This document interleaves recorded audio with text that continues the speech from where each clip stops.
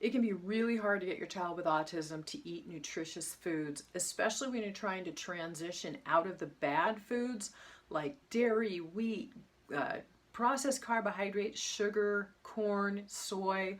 All of these things are detrimental to the gut, and the gut controls the brain, and it also makes up 80% of the immune system.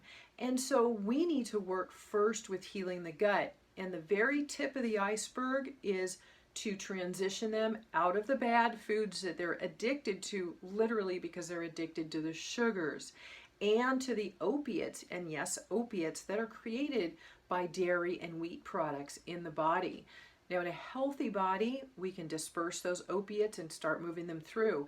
But our kids have poor detoxification, so they start backing up and they then end up with this opiate load and they become addicted to these foods. So it's really important that they get the right nutrition in to start moving these toxins out.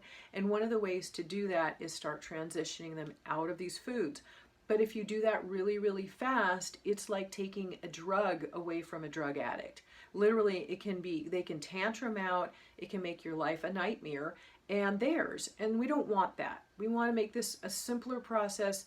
You've got enough going on. Life with, as a parent with a child with autism is very stressful. It's very challenging. And so the easiest way to do this process is to know about some tips. And I have those for you.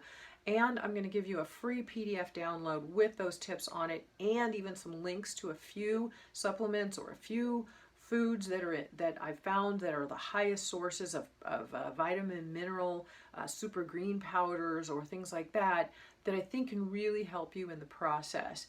And so if you listen to my weekly radio show coming up this week, it's naturallyrecoveringautism.com/65 will be the show where the show notes are. But if you go to naturallyrecoveringautism/radio show, if you're able to watch it live coming up this Tuesday, then it'll be there for you. And if you see it in the archives, then look for show number 65.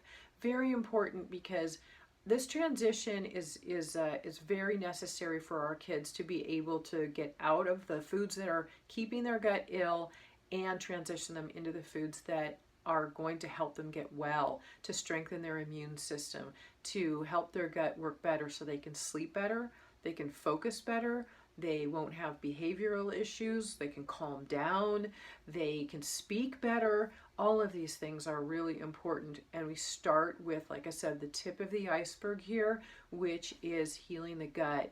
And of course, there's more to it than just the gut, but this is where we can begin, and I'm going to give you some really important tips to help you to start anchoring this in and start this process, this transitional process, because it's very important, again, to do it very slowly for not only yourself, but your child. So I've got some really great important information there for you. And again, I've linked to, on the show note page, you'll be able to get a free PDF download for it that I think will really help you with implementing in this process. So hopefully this is helpful for you, and please share it with anybody you know who could be interested in this information.